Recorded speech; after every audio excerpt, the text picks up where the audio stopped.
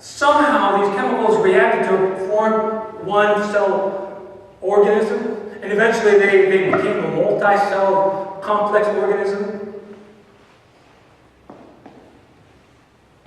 But science can't even replicate that.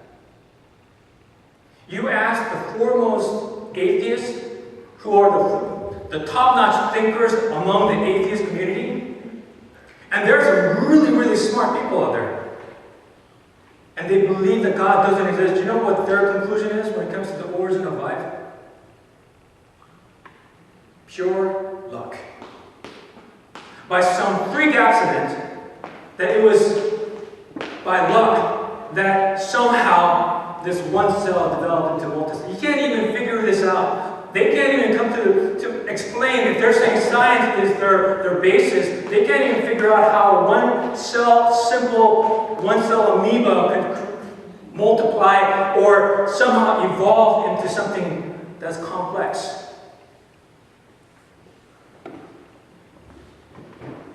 But you look at this particular scene of this soil, this third soil is a thorny soil. Check this out.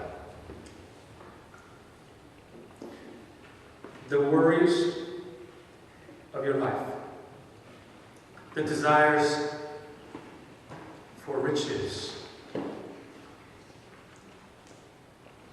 your desire for pleasure, that is possibly the thorn in your life.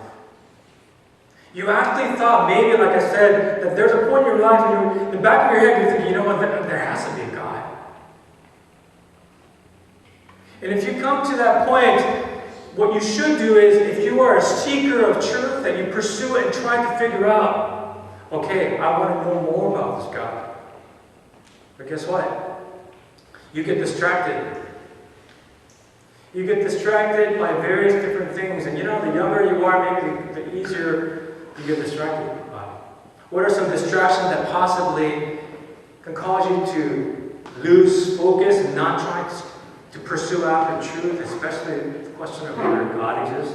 What's the purpose of your life? For you girls, for you guys out there, especially at this time and age, you know what a thorn might look like?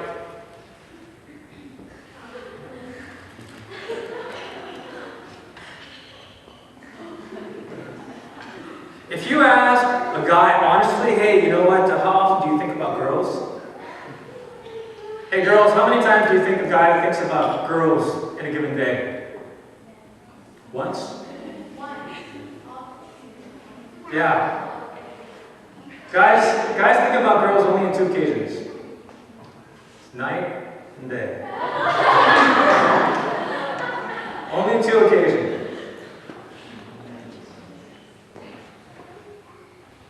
I know sometimes guys, we're very intellectual, or we're smart, and all of a sudden when a girl that we're interested in comes along, we do stupid things, don't we? We get tongue-tied, like, you don't know, like, and then after they go away, like, oh, right? You know, before I got married, there's a time when, you know, I've been a pastor for a long time, right? And there's a time when I'm at church, you know, I not only work with like youth group people, but older, but also like spend time with young people too, right? Well, I was taught as a pastor, like when you spend time with young people who are like elementary or preschool, that you want to get that on their net level, right? And so they don't feel intimidated, because if you're like, hello, the kids are like, right? So you want to talk to their level, so you get down, and then at the same time, that you want to use a high-pitched voice, because when little kids, like when you talk to girls, like when you talk to little people, like with a low voice, like it's just kind of scary. So oftentimes when I engage with, little kids, and then I say, hello, right? Every single Sunday I go to church, and my little kid's like, hey, Pastor Peter, I go, hello, right?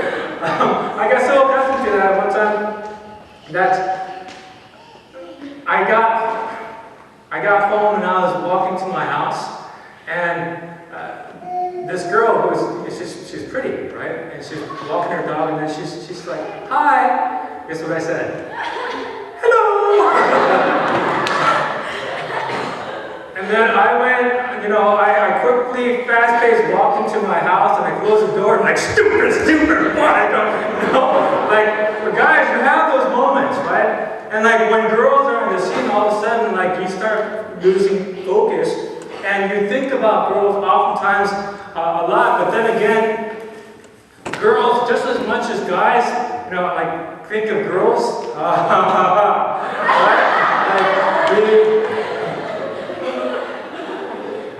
Like, your parents don't like the idea, right? I remember, like, little kids that I've taken care of as pastor, and as I started to get older, one time I had a conversation, and it's like, I almost wanted to throw up, right?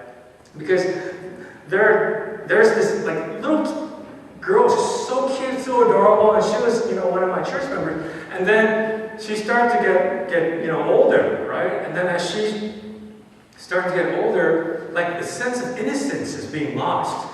Right? And like, I loved it when I was spending time with her, and she was just, talking about just like cute things, right? Like, oh, I like Pokemon, it's like all this kind of stuff. And then one time, like, my office used to be like a hangout place for everyone, on Sunday. And that little girl who's now like she's 6th grade at the most, right? She's in my office, and she's talking with another girl who's about the same age, and from a distance, I could hear the topic of the conversation, and for this little girl to say, so-and-so is so hot. And then she said, he's got such a hot body. And I'm like, what? No! Right? And like, I can say, guys, we might talk. Doesn't mean that it's okay for guys to talk like that about girls, but at the same time, I'm saying the same thing about girls. Like, girls, nowadays, it's like, there's really no reservation. One of my friends in college, she see this guy passing by, and she thought he was so hot. I kid you not. This is no lie whatsoever. Her jaws dropped. I'm next to her, right? She was drooling. Like, she actually dripped drool, right? This girl named Connie, you don't know her. She's dripping drool, and I'm just like, hello? And she went, I'm like, what was that? And she was just like, oh, you're still hot, right? I'm like, hey, I'm one of the guys too, right? And she's like, no, you're one of us. I'm like, what a girl. Thanks a lot. But for guys, it might be girls. For girls, it might be guys. But this might actually take your focus away from pursuing after truth. But then again, if it's not the girl or the guys, then it's the desire for like pretty things, right? Like you want more and more pretty things, and like sparkly things. What do you call it? Bling bling. Like you want these things, and for you guys, if it's not pretty things, hopefully it's not pretty things, right? Like you're into sports, and then sports get more of your attention, and then it starts to pour more into your life, and for others of you guys, as you start getting older and older, and I've gone through it myself, all of a sudden it's just like, hey, you know what? There are times where you get invited to parties, and then they're okay, this is just cream soda, okay? But like, just imagine this being beer, and then all of a sudden, like, if you think about this the way that you just put it, and I'm just simply putting it in terms that you understand, that you're surrounded by these things, and your focus becomes so distorted that somewhere in the midst of all these thorns, there's a plant. There's this plant that should be growing, but you're not giving much attention to it. It's being choked out. And so, next thing you know, this tube no longer has its ability to produce fruit. And the only fruit, only seed, soil in which Jesus says is what he's looking for,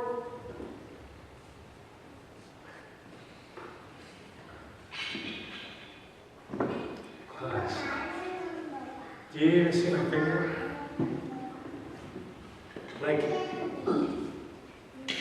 some farmer went out to plant some seeds, and while Jesus said, here, these 3 particular soils look like this, but there's one soil that you cast the seed, and the seed falls. Can you see it? No. Because it's buried in that rich soil. And that it says that soil has the ability not only to produce like, right? Not only does it have the ability to produce this particular plant, but what it ultimately boils down to is like, yeah!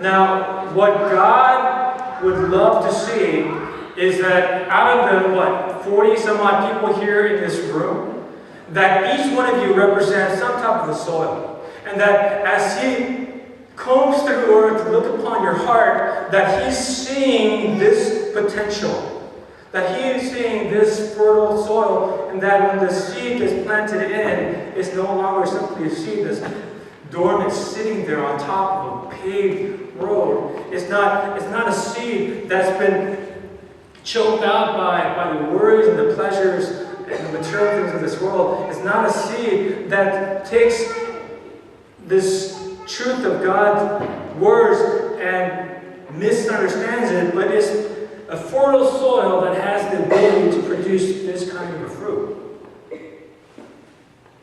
Now, the reason why I'm sharing this with you is because, like I said, Jesus, He lived over 2,000 years ago.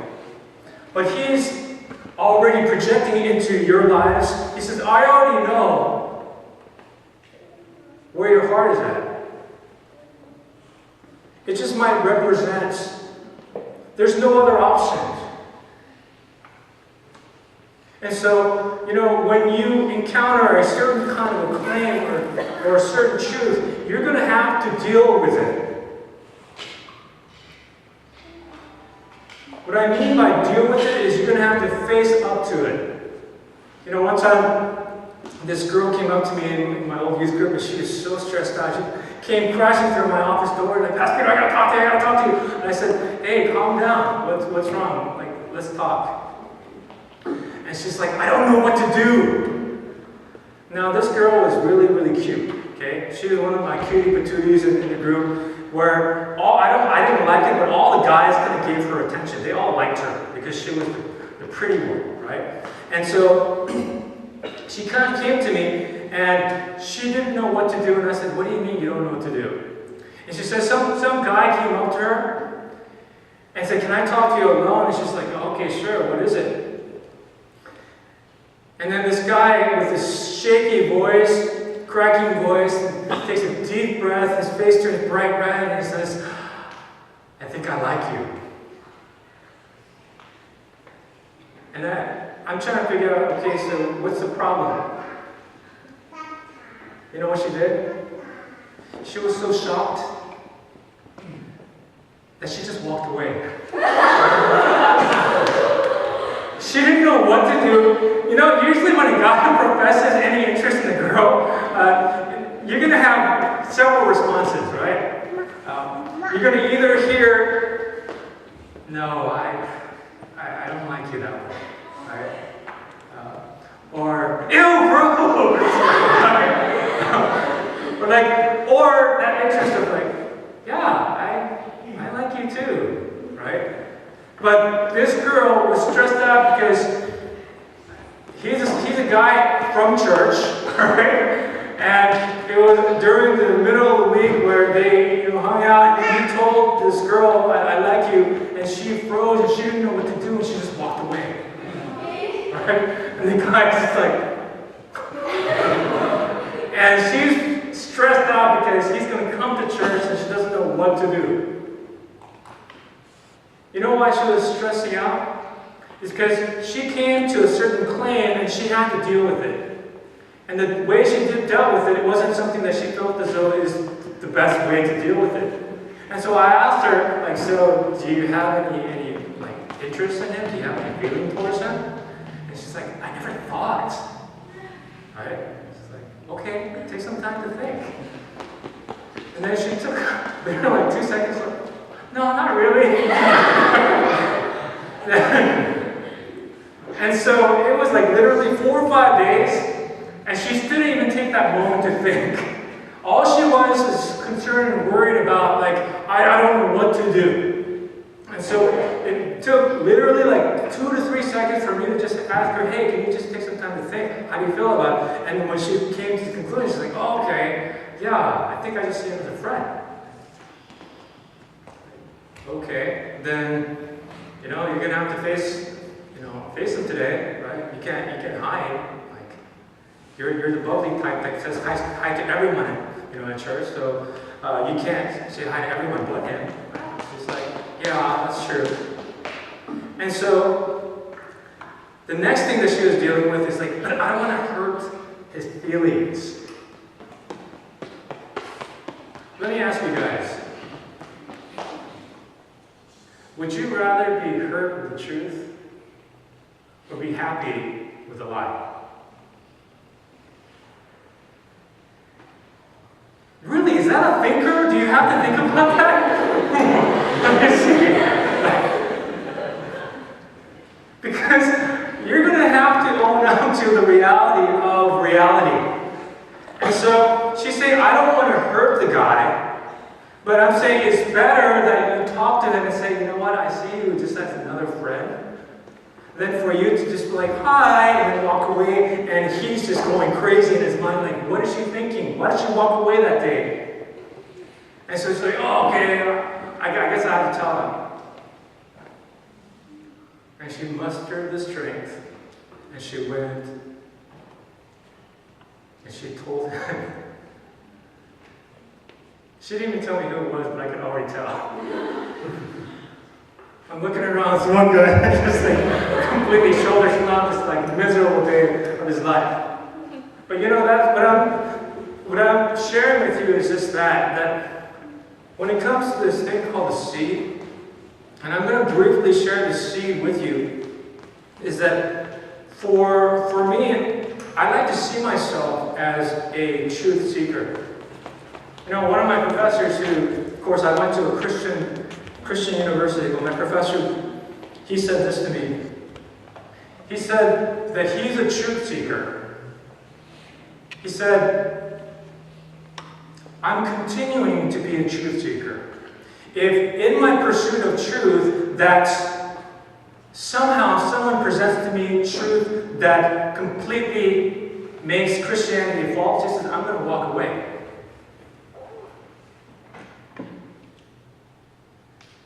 And he challenged me to think about this thing called Christianity and what it talks about and what it means.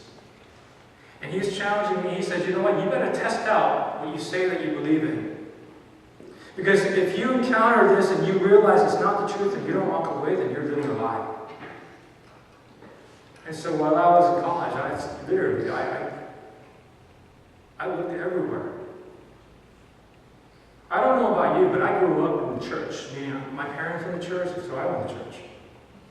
And for most of my young life, I simply accepted what the Bible taught and what people at church told me, never questioned it. Until I came to college and I realized I have a mind of my own. I gotta think through this. And so I thought through this, and he was saying this to his own little 7-year-old daughter. He got on his knees and he says to his daughter, I know that I'm taking you to church and you're learning a lot of these things about God and about Jesus, but he said, as you grow older and you discover more and more things, if you realize that this is not the truth, he's telling a 7-year-old daughter, he said, walk away from this. So I don't want to waste any more of your time. Because I don't want to waste my time. I don't want to waste my life. So here's what the seed clearly means to me. I'm not doing this because this is my job. I'm not doing this because I kind of think this is true. I'm presenting this to you because I had a truth encounter. I had to deal with that truth.